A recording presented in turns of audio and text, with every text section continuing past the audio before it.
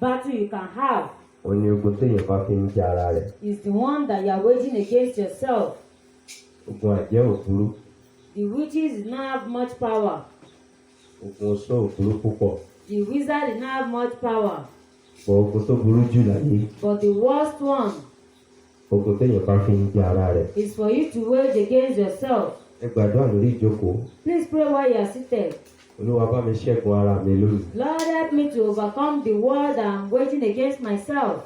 Àbẹ̀wò pé èèyàn wọ́n ń fogun jà ara rẹ̀. Or you don't know that sometimes we wage war against ourselves. Àìgbọràn kì í ṣogun àjẹ́, ogun ara ẹni ni. Disobedience is not a witch or witchcraft Ìlú problem. yìí sọ pé ẹ̀ṣẹ̀ àìgbọràn dàbí ẹ̀ṣẹ̀ ìṣàjẹ́. That's why they said disobedience Olúwa is láàárọ̀ yìí. witchcraft. This morning, Bá mi ṣẹ́ ogun ara mi gangan. help me to overcome the battle Bá that mi I'm waging ṣẹ́ against ogun ara mi myself. gangan láàárọ̀ yìí.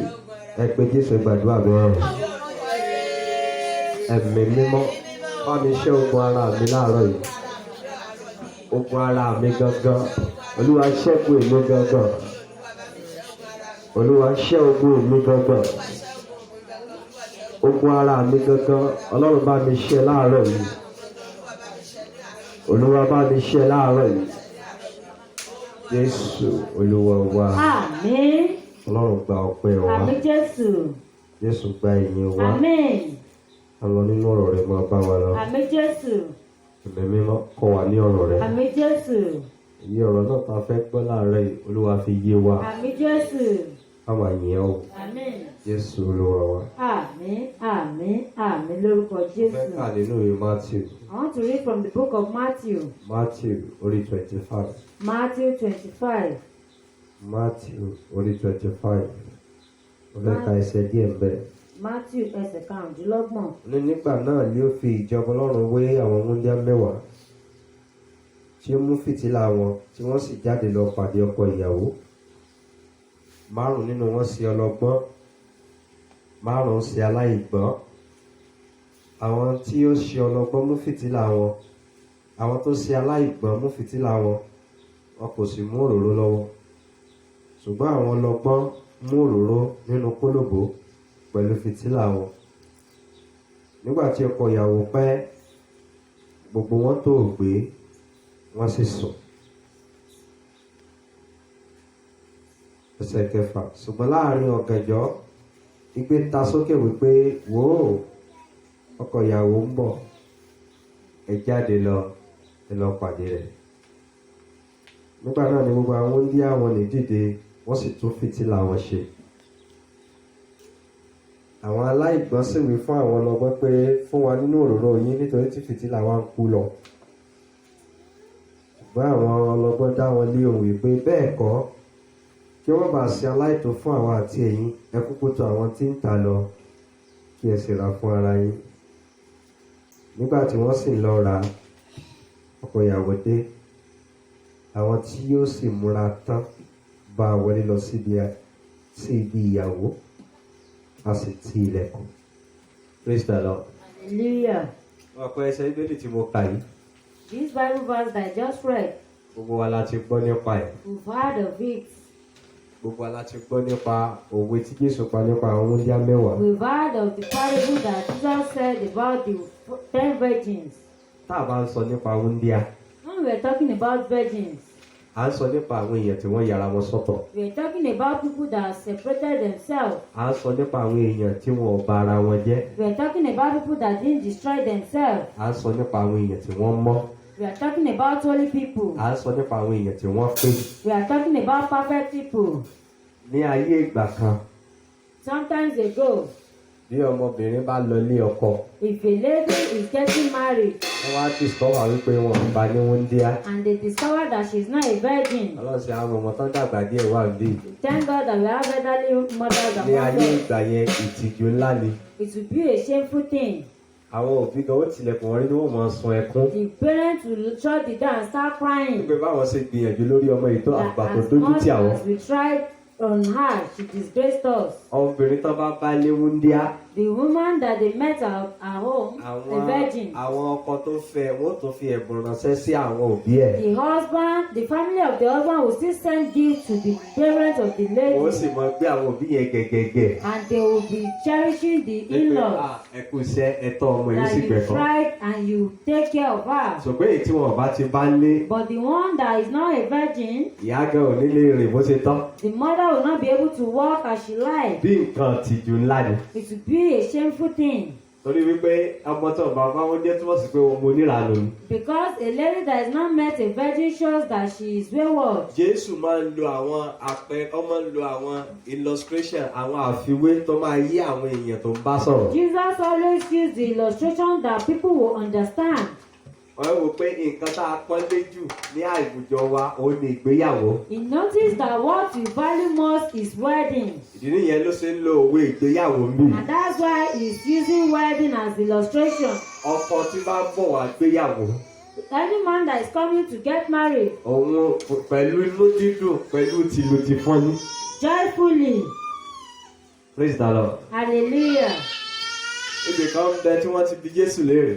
There is a place they asked Jesus. Wọ́n ní àwọn ọmọ yìí Jòhánù mọ́ ń gbààwẹ̀. They said the servants of John Kí ló ṣe fasted. kó tẹ́ fún àwọn ọmọ ẹ̀yìn tí egbò ìgbàdàn mọ́ ń jẹun? Why is it that your servants always, your disciple always Jésù eat? ní àwọn tó wà pẹ̀lú ọkọ ìyàwó kì í gbààwẹ̀. He said people that with the bridegroom does not use to Lè tó fast. túmọ̀ sí pé ìdúdúró pẹ̀lú ọkọ ìyàwó àkọ́kọ́ àwẹ̀ jẹ̀wẹ̀ mu ni.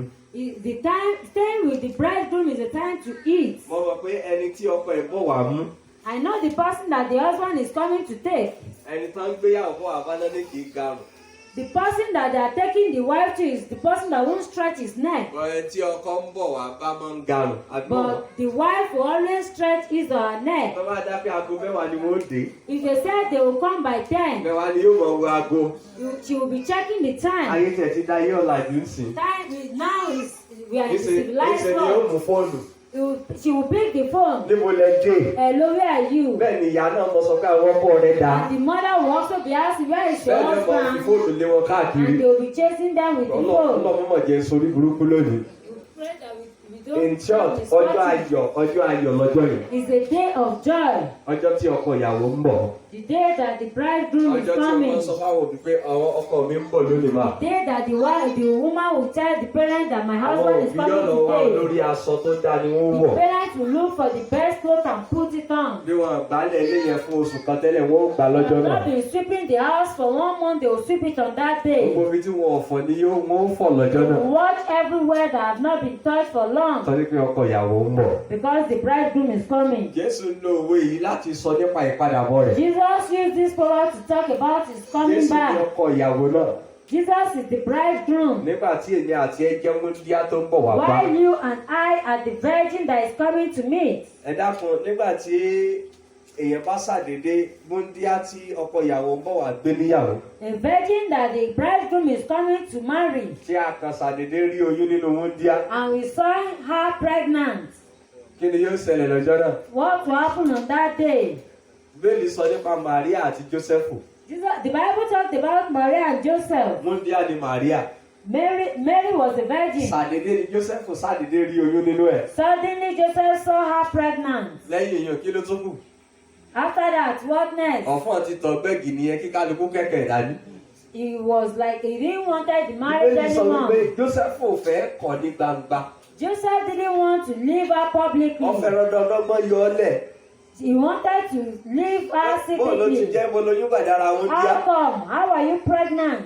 Bíbélì sọ pé ẹ̀mí mọ́ sọ fún pé má kọ̀ lẹ̀. The Bible said the Holy Spirit told him Èyí tó not yún láti to. inú ẹ̀ lọ́wọ́ ẹ̀mí mímọ́ ni. The one he has is from the Ó túmọ̀ Holy sí pé Spirit. kò sẹ́ tó jẹ́ gbé wúndíá tó ti lóyún nínú kò sẹ́ tó jẹ́ gbé níyàwó. It shows that nobody wants to get married to a pregnant virgin. Kì í ṣe oyún ní ẹ̀ṣẹ̀. It's not the pregnancy that is Ṣùgbọ́n ó sin. túmọ̀ sí pé obìnrin yẹn ṣe kí ni ó ti rìnrìn kúrìn. It shows that the woman was wayward. Jésù wá ń ṣe àkàwé yìí. Jesus is now making this example. Ó lo àwọn èèyàn wúndíá mẹ́wàá. She is using 10 virgins. Láàárín wọn márùn-ún gbọ́n nínú wọn. Among the 10, 5 were wise, 5 ṣe aláìgbọ́n. 5 were foolish. Kí ló sọ márùn-ún àkọ́kọ́ di ọlọ́gbọ́n? What made make the first 5 wise? Àkílọ́sàn márùn-ún yòókù di aláìgbọ́n. And what made the other 5 foolish? Ẹ jẹ́ kí n lo illustration kan fún wa. Let me use an illustration for us. Ọlá àpẹ́ nìkan gbéra láti bí ó lọ sí Ìbàdàn. Like someone going from here to Ibadan Ó ń gbé mọ́tò lọ. and is going with his vehicle Ó ra epo. and he bought fuel. Epo tí yóò gbé dé Ìbàdàn. The fuel that will take him to Ibadan. Ó sì fi dandan ṣe ń padà bọ̀ wá sí Ilé-Ifẹ̀. Ó And sì ń he's padà bọ̀ wá sí coming Ilé-Ifẹ̀. back to Ife. Bọ̀ kò mú extra owó dání. But he didn't go with extra money. Ó wá gbéra. And he now embarked on the journey. Ó dé Ìbàdàn. He got to Ibadan. Ó dé Ìbàdàn epo tán. And he got to Ibadan, the fuel finished. Tí ò ní padà délé mọ́. Won't he come back to Ife? Praise the Lord. Hallelujah. Tí ò ní padà lọ ilé mọ́. Won't he go back to Ife? Bó ló ṣe padà lọ ilé? How will he get to Ife? Ó di dandan kó so ń bára.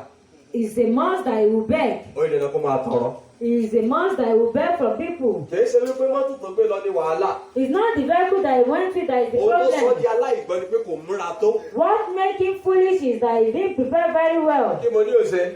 What did I Kò say? múra tó. He didn't prepare very Jésù well. sì sọ níbì kan. And Jesus said somewhere, Olùtalẹ̀ tó fẹ́ kọ́lé tí ò ní kọ́kọ́ jókòó kó ṣe ìṣirò. he said, well, who is that person that wants to build a house and will not calculate Àwọn first? múdíá márùn-ún nínú wọn, wọ́n gbọ́n gan. 5 were wise. Wọ́n gbé àtùpà dání. They had their lamp with them. Kí ni àtùpà túmọ̀ sí? What was the light mean? Ẹni tí wọ́n lọ ń pàdé. The person they want to go and meet. Kò ní ìgbà, kò sí ẹni tó mọ àkókò tí yóò dé. Nobody know the time that he will come. Wọ́n mọ̀ pé lóòótọ́ ó ń bọ̀. They know that he's coming. Ọkọ ìyàwó ń bọ̀. The bridegroom is Ara coming. àwọn àmúyẹ tán ní láti lọ mú pàdé ọkọ ìyàwó ni pé kí wọ́n gbé àtùpà dání. What they needed to go is they go to with the lamp. Ara àwọn àmúyẹ ni pé ọkọ ìyàwó tẹ́ fẹ́ lọ pàdé yìí ẹ mú torchlight ẹ mú fìtílà yìí dání. One of the qualifications is you must go with your light. Fìtílà yìí sì dá tàn. And the lamp will not on itself. Nǹkan kan ló máa jẹ́ kó máa tàn. Something will on it. Ṣùgbọ́n nígbà tí ọkọ ìyàwó pẹ́ dé. But when the bridegroom tarried, Àwọn èèyàn máa ń sọ wípé àtùpọ̀ jẹ́ gbèsè olówó ẹ̀ ní ọ̀rọ̀ epo sí. they said the lamp is not owing, it's the owner that Kò will sépo fuel it. kò sépo tó fẹ́ fi sínú àtùpà tó lè last yín fọ̀ títí láé. There is no oil that you put in the lamp that will last you forever. Òróró látùpà nílò kéèyàn máa fi sí ní gbogbo It ìgbà. shows that you need to put oil into your lamp all the Sẹ́wọ̀n pé time. tí epo bá ti jó tán lẹ̀ kí ni àtùpà yóò ṣe? Once the oil finish, the Àtùpà lamp tó will bá off. dẹ̀ ti kú kò sí pé yá mi ní tiẹ̀ fẹ́ lọ fi pàdé ọkọ ìyàwó. Ó There gbọ́dọ̀ is gbé nothing tiẹ̀ dání. that you want to borrow someone else's light. Tí ọmọ ò ran bàbá ẹ̀, The son cannot help the father. ìyá ò lè yá àtùpà tọmọ ẹ̀. The mother cannot borrow from the son. Kálukú ni yóò gbé àtùpà yóò gbé He fìtílà rẹ̀ supposed dání. to carry his lamp. Ẹni tó bá sì ti gbé fìtílà dání. And whosoever is with the lamp Dandan ni kó sakitiyan báwo ni fìtílà yẹn yóò ṣe máa jò. is a must that you think of how the lamp will continue to Bẹ́ẹ̀ni light. jẹ́ ká mọ̀ pé nígbà tí ọkọ ìyàwó pẹ́, The Bible made us to understand that when the bridegroom delayed, gbogbo wọn sùn, they all slept. gbogbo wọn ń tòògbé. They all slumber. Yorùbá máa ń pòwe kan, Yoruba always say a proverb. wọ́n ní àfọkànsí ló lè jíjà. They said you have to put your mind for you to be a robber. Kò sẹ́ni tó rún òun kù lóru. There's nobody that did not fall asleep in the night. Kéèyàn sùn For lálẹ́ kì í you ṣẹ̀ṣẹ̀. to sleep in the night is not a sin. Ọ̀sán ni ó yẹ kí wọ́n sùn. It's in the afternoon that you Bọ̀ all ilẹ̀ want ti to sú báyìí. sleep. But it's late. Dandan ni ká tòògbé. It's a must that they will Wọ́n slumber. tòògbé They slumbered. ní ojú oorun bí ká ti ń tòògbé lọ. When they were slumbering, Àwọn kan náà márùn-ún tí wọ́n ṣaláì gbọ́n. those foolish Àbí kí n sọ pé virgins, fìtílà àwọn mẹ́wàá ló ti ń kú lọ. the 10 lamp were off, were Torí putting pé out epo ti ń tán lú ẹ̀. because the oil was getting low. Àwọn kan mú àwọn táwọn sì ọlọ́gbọ́n wọ́n mú extra oil dání. The wise have extra oil Pé àyè máa mọ̀. that in case Ẹ tá a lọ pàdé bí ọba tètè dé. the person wants to go and meet Bí fìtílà bá ti ń kú lọ. even if the lamp is getting out, Kíákíá tètè fi epo sí. you add more oil. Àwọn kan tí wọn ò ní àròjinlẹ̀. Those that didn't think deep, Àwọn ò mú nǹkan kan dání. they didn't go with anything. Ètò wà nínú fìtílà àwọn nìkan ló wà mẹ́. They have just the one in the Nígbà lamp. tí ọkọ ìyàwó dé tí gbé ta. When there was noise Pé gbogbo ìyàn ọkọ ìyàwó ti dé. that the bridegroom is here, Ọ̀rọ̀ ìyàn ní kán jáde kán lọ pàdé it's ọkọ the ìyàwó. ones that they will go out to meet him. Ṣùgbọ́n iná ti ń kú lọ. But the lamp is offing. À ń pàdé ọkọ ìyàwó nínú òkùnkùn. You don't meet the bridegroom in the darkness Torí ọkọ ìyàwó fúnra ìmọ́lẹ̀. because the bridegroom himself Ẹ is lè gbé light. òkùnkùn pàdé ẹ̀. You can't go with him with Ẹ ní darkness. láti gbé fìtílà dání. You need to go with the lamp Kẹ̀ tó lè pàdé ẹ̀. for you to meet him. Àwọn tí wọn ò gbọ́n. People people that were not wise, wọ́n lọ bá àwọn tó láròjinlẹ̀. they went to the wise. Ẹ̀dá kan yá wa ní òróró díẹ̀. Please give us little oil Káwa náà fi sínú àtùpà so wa. that we can add it to our lamp, Káwa náà lílọ pàdé ọkọ so ìyàwó. that we can meet the bridegroom. Wọ́n láìkì dáhùn àwọn tó ń gbọ́ yẹn. I love the answer of the wise Kọ́ mọ́ one. bá aṣáláì tó fáwọn àti yín. So for it not to be enough for us all, Wọ́n ń tà á. they sell. Ẹ̀tọ́ àwọn tó ń tà á lọ. Go to these people that sell. Ẹ lọ rà fúnra yín. Go and buy for yourself. Bíbélì sọ wípé The Bible said, níbi tí wọ́n ti ń lọ, as they left, ọkọ ìyàwó dé. the bridegroom came, Wọ́n sì ṣe ilẹ̀kùn. and the door was shut. Ọkọ ìyàwó dé. The bridegroom came. Ẹ̀yin tẹ́ rẹ́ẹ̀dì. People that are ready, Ẹ̀yin tẹ́ ẹ ṣetán. you that are ready, Ẹ̀yin tẹ́ ẹ mọ tẹ́ ẹ ń ṣe. you that know what you are doing, Ẹ̀yin tẹ́ tí ọ̀rọ̀ yín ká lára. you that are prepared, Ẹ̀yin tẹ́ ń retí padà bọ̀ mí you lóòótọ́. that were expecting my coming Ẹ̀yin back tẹ́ fẹ́ truly, padà tẹ́ fẹ́ rí mi lóòótọ́. you that want to see me Ẹ̀yin truly, tẹ́ fẹ́ bá mi di àsè you lóòótọ́. that want to eat with me, Ẹ wọlé tí yín. come in. Nígbà tí àwọn márùn-ún yẹn náà padà dé. When the five came back, Wọ́n kúkú padà wá. they came there, Wọ́n ó léètì. but it was too late. Kí wọ́n ló ṣe? It Ó ti was, pẹ́ jù. it was too late. Àwọn oúnjẹ mẹ́wàá wọ̀nyí. The five virgins, Wọ́n ń ṣe àpẹẹrẹ irú àwọn Kìrìsìtẹ́nì tó wà nínú ìjọ. they were talking about the type of Christians that are in the church. Wọ́n ń ṣe àpẹẹrẹ àwọn Kìrìsìtẹ́nì tó ń retí bíbọ̀ Jésù. We were talking about the Christians that are expecting the coming back of our Lord Kò Jesus sọ̀rọ̀ Christ. nípa àwọn aláìgbàgbọ́ rárá. It's not talking about Kò unbelievers. sọ̀rọ̀ nípa àwọn tí wọ́n ti ní ìbápàdé pẹ̀lú It's not Jésù. talking about those that didn't have encounter Kò with sọ̀rọ̀ Jesus. nípa àwọn tí wọ́n ti di àtọ̀bí. They are not talking about those that are not born Àwọn tó ti di again. àtọ̀bí ló ń bá wí. He's talking about those that are Àwọn tá a repentant. pè ní Kìrìsìtẹ́nì. The one you call Christian. Nínú ìwé Iṣẹ́ Àpọ́sítélì orí 11. In the book of Acts of the Apostle, chapter 11, Verse 26 yẹn. verse 26, Ó sọ wípé ní Áńtíókù. he said in Antioch, Ibẹ̀ láti kọ́kọ́ pe àwọn ọmọ ẹ̀yìn ní Kìrìsìtẹ́nì. it was the place that we call the disciple Kí máa ń Christian. gbé ní Kìrìsìtẹ́nì gangan? What do we call Christian? Kìrìsìtẹ́nì túmọ̀ sí wípé àwọn Kírísítì kéékèèké. Christian mean little Christ. Nígbà tí wọ́n wo ayé àwọn ọmọ ẹ̀yìn Jésù, When they look at his disciples' lifestyle, wọ́n wo ìṣe wọn, they look at their wọ́n wo attitude, ìsọ̀rọ̀ sí wọn, they look at the way they wọ́n talk, wo ìjẹun wọn, they look the way they eat, wọ́n wo ìwọṣọ wọn. they look at the way they Wọ́n clothe. wò wípé They now thought wọ́n that dàgbà àwọn eléyìí ti bá Kírísítì yẹn rìn. it seems these people have walked with Christ. Ìwà wọn jọ ti Kírísítì tá à ń sọ yìí. They look like that of Christ. Àwọn Kírísítì kéékèèké lélẹ́yìn náà. These are little Christ. Ọ̀mọ̀ kí ló jẹ́ ká pè wọ́n Kírísítì kéékèèké? Why did they call them little Christ? Ṣé ẹ mọ̀ nípa Jésù sọ pé àgbọ̀rọ̀ bínú lẹ́nu ẹ̀? They've not heard of anger from Jesus Christ before. Ẹni tí wọ́n ń kàn bá gbélébù tó sọ pé bàbá dáríjì wọ́n torí The pé wọ́n mọ̀ tí person wọ́n has ṣe. been nailed to the cross and is still praying for us that forgive them, but they don't know what they Wọ́n do. wá àwọn ọmọ ẹ̀yìn wọ́n rí pé wọ́n tẹ̀ wọ́n mọ́lẹ̀ wọn bínú. They step on the Christians, the disciples, and they were not angry. Wọ́n wò bí ayé àwọn ọmọ ẹ̀yìn wọ́n rí pé wọ́n ṣe pé adìẹ dàbí lóògùn ló máa fọ́ They lẹ́yìn. didn't get angry to the point that a fowl destroyed my Wọ́n mọ̀ sí and àwọn ọmọ killed ẹ̀yìn himself. wọ́n rí ọ̀rọ̀ ẹ̀yìn lẹ́nu wọn. They didn't see them backbiting. Wọ́n wá àwọn ọmọ ẹ̀yìn dáadáa. They look at the Wọ́n disciples. bá irọ́ lẹ́nu wọn. They didn't meet them Wọ́n lying. kíyèsí àwọn ọmọ ẹ̀yìn dáadáa. They look at the disciples. Wọ́n rí wọn bí tí wọ́n ti ń jà. They didn't see them fighting. Wọ́n rí àwọn ọmọ ẹ̀yìn wọ́n wò wọ́n dáadáa. They look at the disciples very Wọ́n bá well. wọn nídìí ìbàjẹ́. They didn't meet them at the Wọ́n wá point wò of pé àwọn destruction. yìí ti wà pẹ̀lú They said, Jésù. no, these people are with Wọ́n pè wọ́n Christ. ní Kírísítì kéékèèké. They call them little Christ. Wọ́n tó ojókòó náà sọ́tọ́ wá wo ayé wa. If they look into our life, Láì jẹ́ pá a sọ̀rọ̀. without we talking, Láì jẹ́ pá a sọ nǹkan tá a jẹ́. without we telling Sí àwọn people what aládùúgbò we ẹni are, rí kan ní Kìrìsìtẹ́nì lẹ́nu. can your neighbor say you are a Christian? Ní ayé ìgbà kan, Sometimes ago, wọ́n sọ̀rọ̀ bí ọ̀rọ̀ 20 years ago. I'm talking about 20 years ago. Àwọn Kìrìsìtẹ́nì nílò kan sọ kẹ́ tó mọ̀ wọ́n. You don't need to identify yourself as Christian before people will identify you. Ọ̀pẹ tèmi gbàgbọ́ púpọ̀. I didn't believe so Wọ́n nígbà long. tí mo sì gbàgbọ́ yìí náà. But when I believe, Àwọn Kìrìsìtẹ́nì dára wọn mọ̀. the Christians recognize A themselves. nílò láti fẹnu ṣàlàyé. You don't need to explain. Bọ̀ náà kò rí bẹ́ẹ̀ mọ́. But now it's not so. Àmọ́ ẹni tó ti ní ìyípadà ọkàn náà àmọ́sẹ́ tí ò tí ì ní ìyípadà You ọkàn. don't know that have repented or those that have not repented. wọ́n gbàgbé mo sọ fún wa wípé Don't let us forget that I said àwọn ọmọ ọlọ́run ni Jésù ló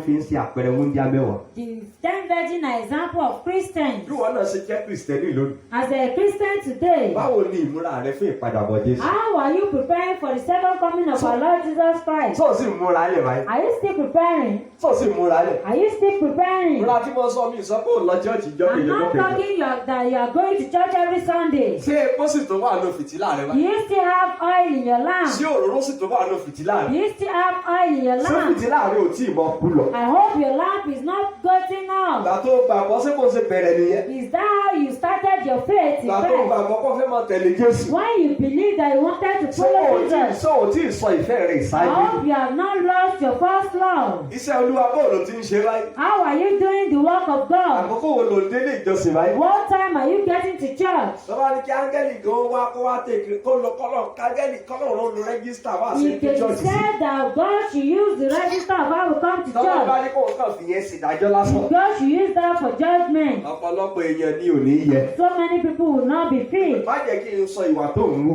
Not to talk of your Ẹ má behavior. fi ìsọ̀rọ̀ dájọ́.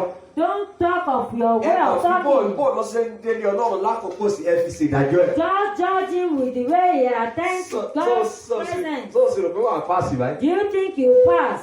Àwọn márùn-ún sí ọlọ́gbọ́n, 5 to a wise, márùn-ún sí aláìgbọ́n. 5 to a wise. Wọ́n náà wo sí òróró ò ti máa gbẹnu ayé ẹ̀ You díẹ̀ to díẹ̀. check if the oil not getting low. Tọ́ba ṣe bá ní iṣẹ́ Ọlọ́run yá fóònù ṣe ní ìgbóná If lásán. they said the work of God is ready, how Fóònù ṣe serious ní are ìtara you? fún ní Ọlọ́run sí. How serious are you to the work Dáfídì of God? ní inú mi dùn nígbà tí mo gbọ́ wípé He said, I am glad when I heard that. ẹja lọ sí ilé Olúwa. Let's go to the house of Àwọn God. Kìrìsìtẹ́nì ìran yìí ni mo rí. Is this generational Christian that I Nítorí pé see? ẹnìkan lọ patí ní ọjọ́ Friday. Because somebody went to party on Friday. A ní Sunday ó rẹ̀ wọn ò fẹ́ fi He sinmi. said, it's on Sunday, I'm tired, I need to rest. Kìrìsìtẹ́nì ìran yìí ni mo rí rí. Is this generation Christian that I see? Kìrìsìtẹ́nì tí wọ́n sọ̀rọ̀ nínú chọ́ọ̀chì That they will be talking in the church? tí ó sì ti torí ẹ̀ tí ó pa chọ́ọ̀chì dálówó ọ̀wá mọ́. That will stop going to church because of what the pastor preached about. Bẹ́ẹ̀ ni ọ̀rọ̀ tí ọ̀gá ẹ̀ sọ sí jù yẹn lọ. And what the boss has told him is more than that in his workplace. Kò ti torí ẹ̀ kó fi sẹ́lẹ̀. And he didn't stop going to work because of it. Kìrìsìtẹ́nì ìran yìí ni mo rí rí.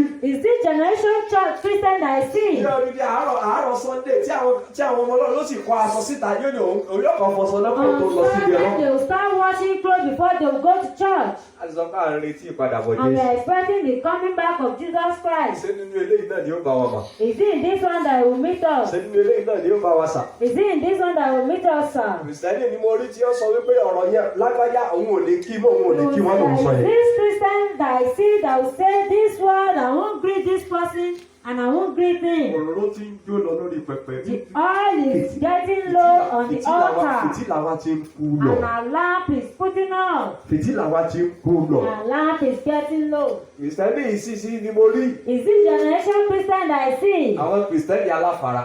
The Christian that are lazy, Àwọn Kìrìsìtẹ́nì tí nǹkan Ọlọ́run ò jẹ lógún mọ́. that won't even value the thing of God. Bí ṣiṣẹ́ ní Ọlọ́run kò nítumọ̀. The work in the house of God has no meaning to them. Ẹ jẹ́ káwọn èèyàn lọ sí patí. But let them go to party. Ẹ jẹ́ ká lọ sí òde lóko àbílẹ̀ wedding. Let them go to a wedding or a burial ceremony. Kálukú ni yóò lọ láti pẹ̀lú ẹ́ńfílòpù tó dáa They will go with good envelope láti fún ọmọ ẹni tí ń ṣe nǹkan. that they want to give to the person that is celebrating. My God.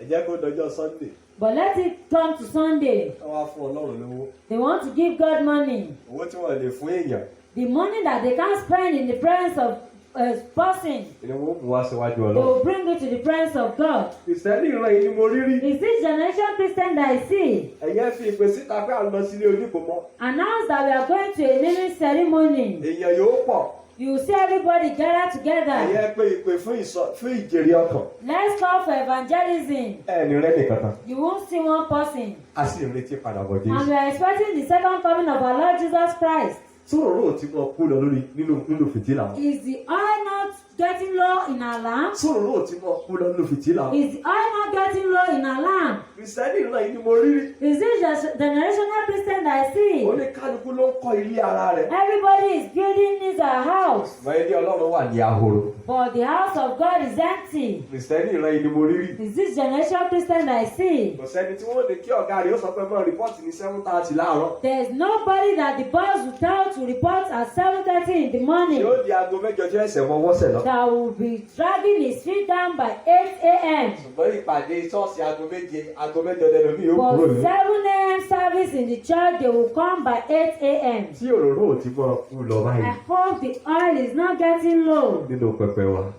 in our lamp. Ẹnìkan bí mi lè rìn jọkàn. Someone was asking me some times ago.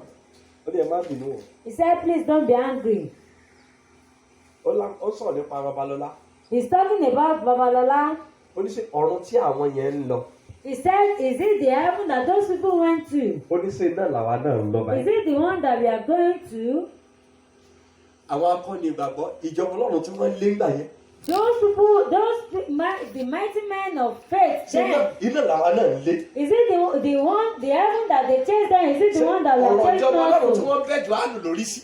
The word of God that they called the beheaded John the Iná làwa Baptist. náà ń lé báyìí. Is it the one that we are also chasing? Ọ̀rọ̀ ìjọba Ọlọ́run tí wọ́n sọ Stefani ló kúta pa sí. The word of heaven that they stoned Stephen to death. Ẹni sùn sẹ́ni àwa ọ̀ serious Christian yìí náà lọ báyìí. Is it where we too are chasing? Ẹ já yí ara wa wò láàárọ̀ yìí. Let's check ourselves this morning. Sáàárín àwọn ọlọ́gbọ́n làwà bí àní Are àwọn we báyìí. among the wise or among the foolish? Àwọn tí wọ́n fi ohun ayé dira wọn lọ́wọ́. Those that stop themselves with the things of this world. Àwọn tí wọn ò múra sílẹ̀ tó. Those that didn't prepare well. Kristẹni. Christian. Kristẹni ìran ìlú mo rí. Is this generation Christian that I see? Táwọn yẹn sọ pé àwọn gbàdúrà kò pé àwọn àdúrà He ò pa. said they pray and he didn't say them. Àwọn ọmọ ẹ̀yìn Jésù nílé aláwo. The disciple of Jesus in the herbalist house. Àwọn ọmọ ẹ̀yìn Jésù nílé aláàfáà. The disciple of Jesus in the priest house. Babaláwo sì béèrè ọkọ rẹ̀ wá sí tó lè yanu pé rúùtù ni ẹ́. And they will ask for your name in the herbalist house and you still be able to tell them that your name is Ruth. Ojú ò sì tiẹ̀. And you are not ashamed. Wọ́n sì lọ ní aláàfáà. And you go to the Muslim priest. Wọ́n á dé ní kí ló kọ ẹ̀. And they will ask for your name. Wọ́n á ní Deborah Nisa. And your name is, you tell them your name is Deborah. Ojú ò sì ní tiẹ̀. And you are not ashamed. What kind of Christian are we? Irú onígbàgbọ́ wo la jẹ́? Sọ́mọ ẹ̀yìn Jésù sì ní wá báyìí. Are we disciples of Christ? Sọ́mọ ẹ̀yìn yẹ ká gbéra wa léèrè. We ought to ask ourselves, Sọ́mọ ẹ̀yìn Jésù sì ní wá báyìí. are we still the servants of Jesus? Mo wo fídíò kan ẹnìkan sẹ́ǹdẹ̀ sí mi. Somebody sent a video to me. Pásọ̀ yẹn ní káwọn èèyàn lọ bèrè ilé wọn. The pastor said they should go and ask in his house Lọ́dọ̀ àwọn aládùúgbò wọn. and his neighbor Ẹjọ́ sí Kristẹni ní mímọ́. that, am I a Christian? Arábìnrin wa lọ béèrè lọ́wọ́ neighbor ẹ̀. And the lady went to her neighbor to ask. Ó béèrè lọ́wọ́ ìyàwó neighbor ẹ̀. He asked from the neighbor's wife. Sọ wa ló ní ìbéèrè pọ́ sí Kristẹni ní yín. He said, please, am I a Christian? Àwọn àyè Kristẹni ní yín. The woman said, you are a Christian. Ẹ̀yin máa ń lọ chọ́ọ̀chì ẹ̀ dàbí tiwa báyìí. You go to church, you are not like us. Ẹ máa ń lọ sóòru. You go to vigil. Bí wọ́n tún ní workers meeting wá yìí mọ́ tètè ń lọ You ìráwọ̀ go báyìí. to church, you are not like us. Ibi tí ìyá ti ń sọ̀rọ̀ lọ́wọ́, When the woman was talking, ọkọ bá jáde. the husband came out. Ọkọ ní ẹ ṣe Kristẹni mà. He said, you are not a Christian. Ibi ọ̀rọ̀ ẹ̀yin ni. When they are backbiting, you are dead. Adáwó NEPA nínú ilé ẹ̀yin náà lẹ ìyá àtọkọ yín lẹ kó jẹ. We contributed NEPA money, you and your husband spend it. Ẹ̀yin yìí náà ló níjà. You are the one that used to fight. Ẹ̀yin yìí náà ló lódì yíyàn. You are the person that used to keep malice. Bá ní ẹ lọ bèrè lọ́wọ́ aládùúgbò yín pé ṣé Kristẹni ní kí If they should go to ask a neighbor that you a Christian, what would they say about you? Ìdí ní ẹ̀jẹ̀ lómi òṣèlú kò lè jáde òde wàásù. That's why some people cannot go for evangelism. Torí pé táwọn èèyàn gan bá rí kí wọ́n ní Because once they see you among those that are evangelizing, they will say that, àìpé Jésù tẹ̀yìn gbà ní he wàásù. said, if it's this Jesus that you accepted, then I'm not interested in him. They will tell you no. Kí ló dé tí ọkọ ọ̀pọ̀lọpọ̀ àwọn èèyàn tẹ̀lé wọn lọ ṣọ́ọ̀ṣì lónìí? Why is it that so many husbands refuse to follow some people to their church? Kristẹni náà pé wọn. Because they are called Christians. Wá fi ọjẹ́ dickness tọkọ̀rí ò lè tẹ̀lé wá ṣọ́ọ̀ṣì ọmọ tó gbà. If you are a dickness and your husband could not follow you to church, then you don't know what you accepted. Ọ̀tọ̀ ni mo sọ fún yín. I'm telling you the truth. Ọba àfi ọjẹ́ ladies evangelist. Even if you are the lady evangelist, Tó rí ilé ẹ̀ kiri. that you cannot gain your house for Christ, You have lose as a Christian. o ti pàdánù gẹ́gẹ́ bí onígbàgbọ́. Gbogbo testimony kọ́kù kan. I had the testimony of a couple. Professor lọ́kọ. The husband is a professor. Professor níyàwó. The wife also is a professor. Ìgbà pé ìbò yóò máa tọ́jú ìbò And you nílé. know they will speak big English in that house. Ajọ́ ń gbowó kan náà. They collect same salary. Tí àbá ti délé. When the wife gets home,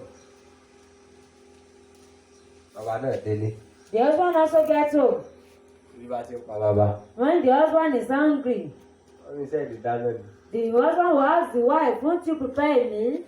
Ọ̀pá àjọ lọ bí sí àjọ dé. He said, we both went out to work and we both came back. Kò tí ì burú jù tẹ́yìn náà bá lè lọ dáná fúnra yín. There is nothing wrong in you preparing your meal for yourself. Àbọ̀ burú mọ̀. Or is it wrong? Bàbá ló burú.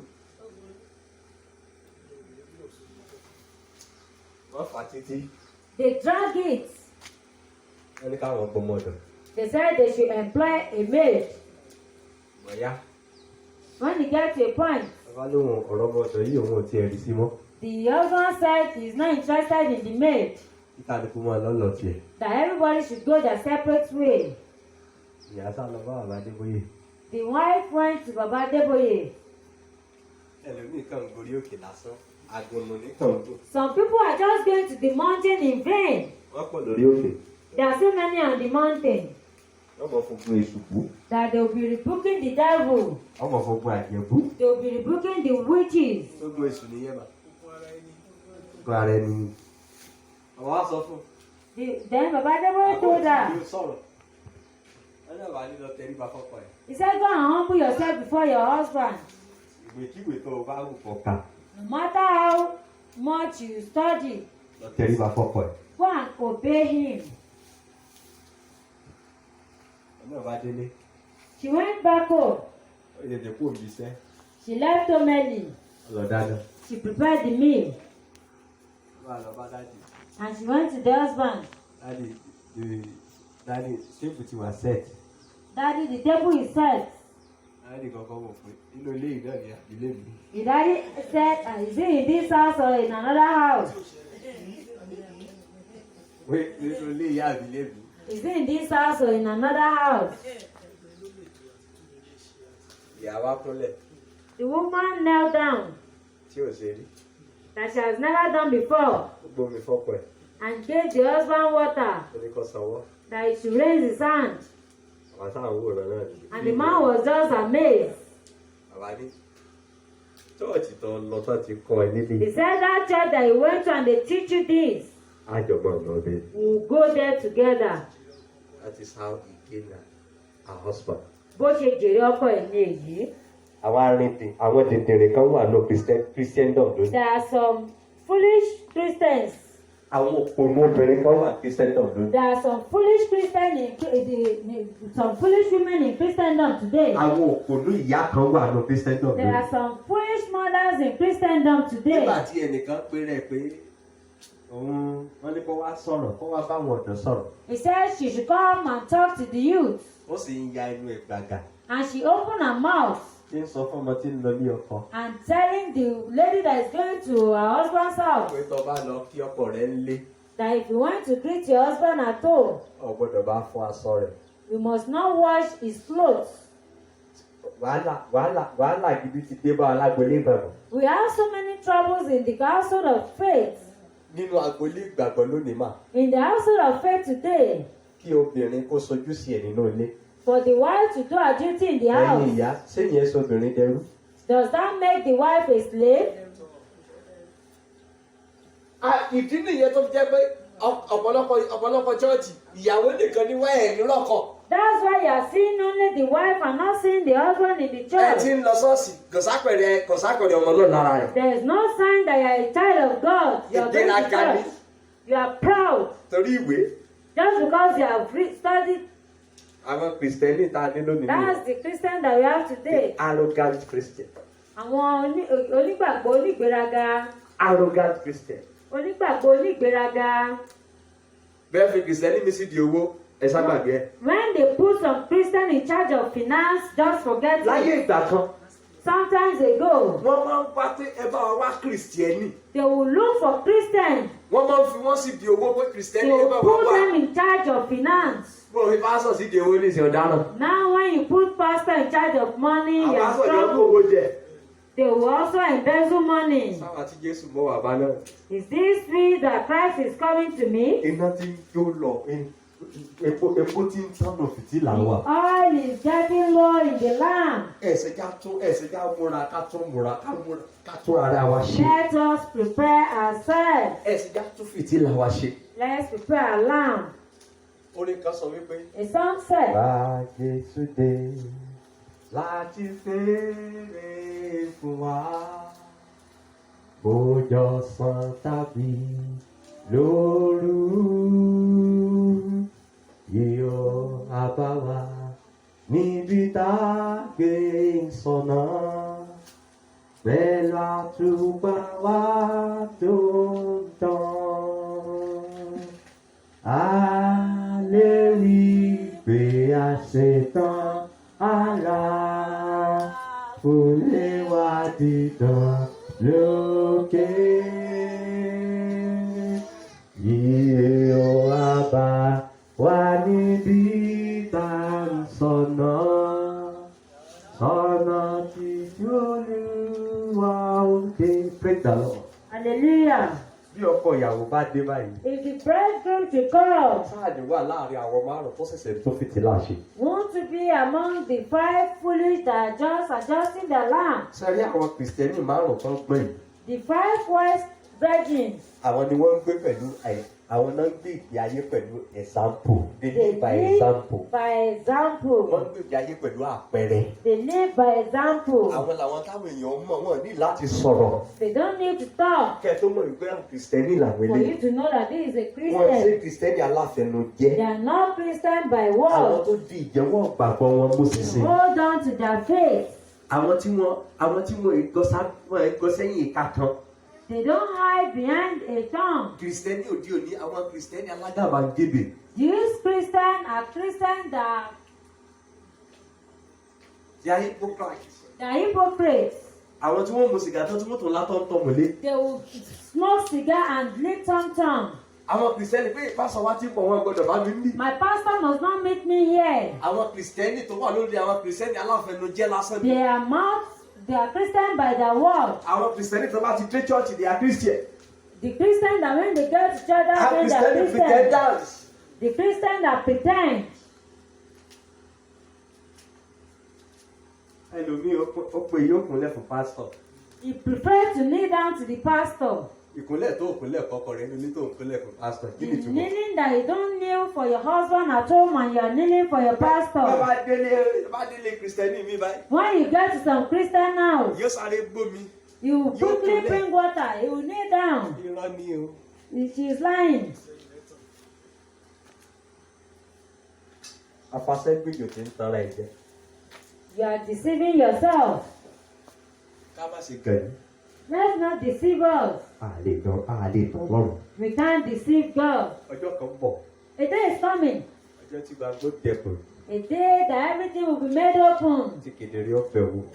And we'll see every secret thing. Yẹ́n ní nínú Matthew 7 And that's why in the book of Matthew 7, verse 21. verse 21, Ní kì í ṣe gbígbẹ́ tó ń pè mí lólúwa. it's not everybody that is calling me Lord, Lord, Ni yóò wọlé ìjọba ọ̀run. that will enter into the kingdom of heaven. Àwọn àbẹ̀mọ̀ káwa táwọn pè pọ̀ báyìí. Or you don't know that we that are calling him is not. Táwa ní tá là ń pè.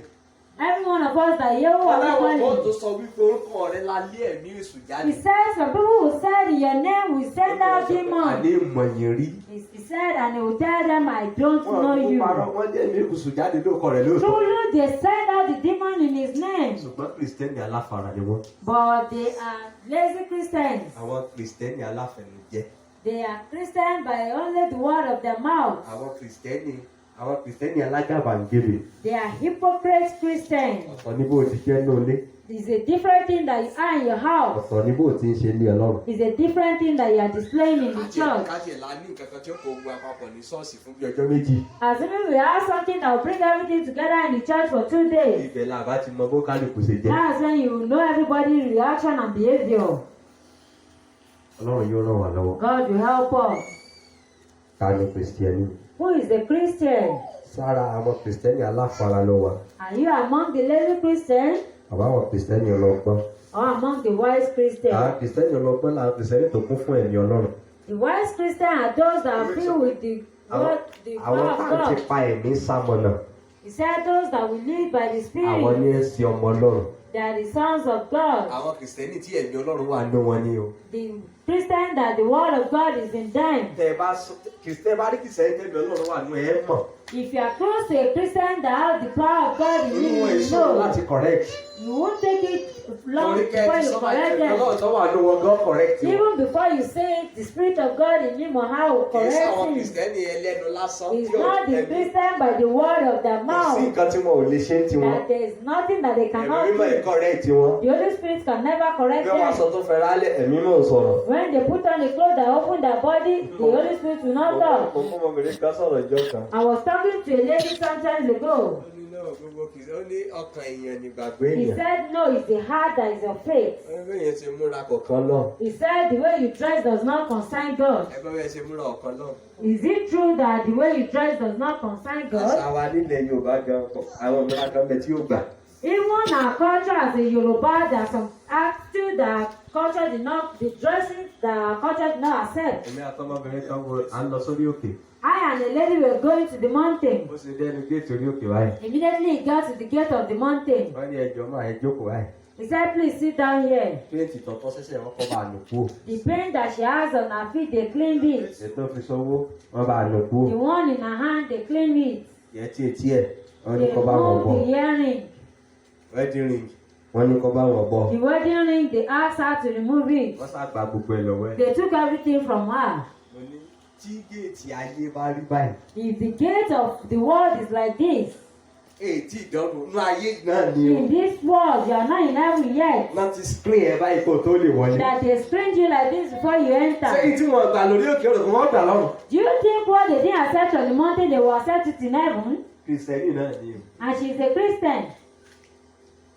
ọlọ́run tiẹ̀ gbogbo ẹ̀yin kìrìsìtẹ́nì obìnrin ọlọ́run tiẹ̀ ṣàánú yín náà. I pray God will help all the female Christians. kò sí tí máa ń tẹ́ yín lọ́rùn láyé. There is nothing that will satisfy you. ìkànnà funfun ẹ sọ di pupa. White nails, you want to turn it to red. gbogbo tọ́lọ̀ fún yẹn pátápátá ẹ̀ tẹ́ ẹ̀ sọ fún mi pé ọlọ́run ọ̀gbọ́n kò yẹ kó o ṣe lé ìgbà. Everything that God created on you, you are telling him you are not supposed to do it like irun this. tèmi ò lè gùn bí tiyín láíláí. My hair can never grow long like síbẹ̀síbẹ̀ yours. irun òyìnbó lẹ tó fẹ́ dì. Yet you still want to add hair to your hair. irun ojú ló fún yín. He gave you eyelashes. ẹ ní kòtòkòtò. Yet you say it's not long enough. ó dẹ̀ wá burú débi wípé. It's so worse to the point that tí àwọn ọmọ tá a bí ságbélé ìgbàgbọ́ bá tún fẹ́ ṣe wedding. even when those that will give birth to in the household of faith want to get married, ẹ ní dáwọn mọ̀mọ́. you won't even recognize them again. ẹ tó dúdú.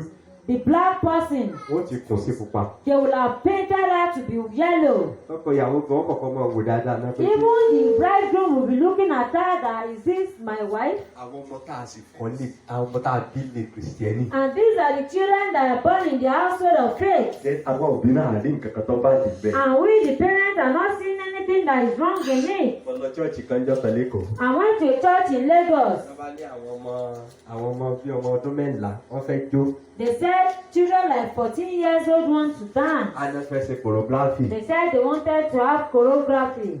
mo bá ní choreography. ẹ jáwọ́. I said choreography, let's watch it.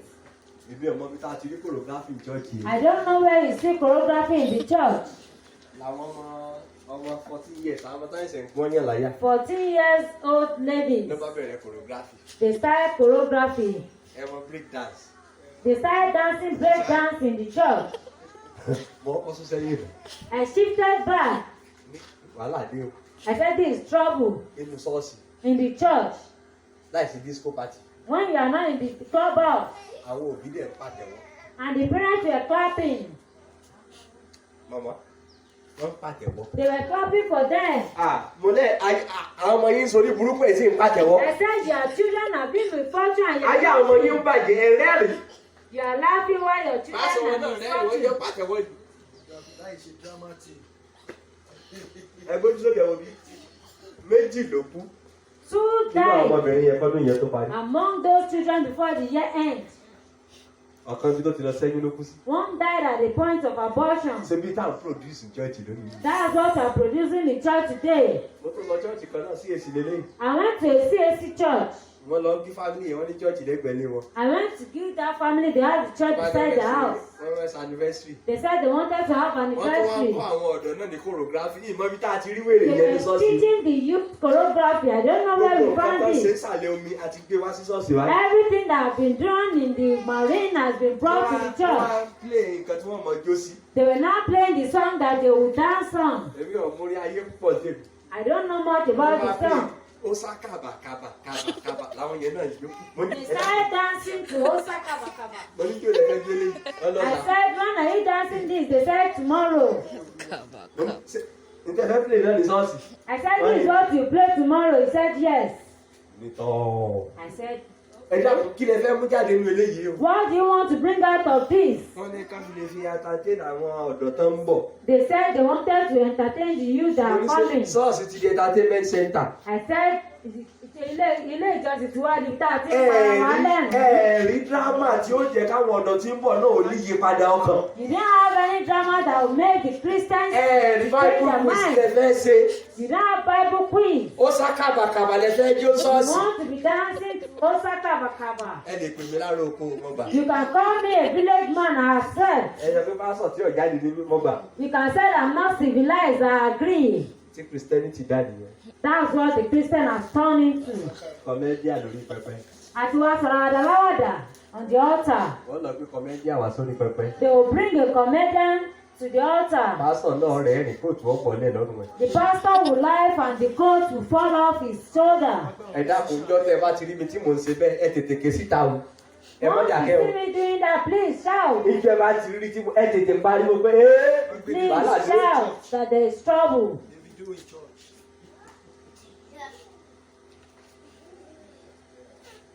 Nígbà wọn ń pe lágbájá kọ́ wá kọrin lájọ̀dún kórè. They are calling Lagbaja to come and sing in anniversary. Mo là ń lọ ní ìwọ̀n. Where are we going this generation? Bẹ́ẹ̀ ṣe gbé ìgbàgbọ́ fún wa kọ́ láwa yìí.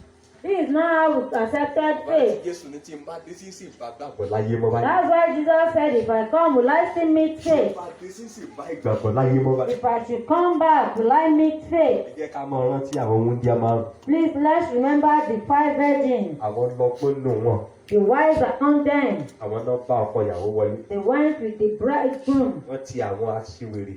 They locked the foolish. Wọ́n tì wọ́n síta. They locked them outside. Ìbéèrè mi ní pẹ̀ ní ẹ̀kọ́ òun ìparí kìkì yóò The gbé wọn. Bible said that's where damnation of teeth is. Ta ló lóòní kí mọ́? Who is that person that you have said you won't greet again? Ìyàwó náà bọ̀ parí tó ní òní tán.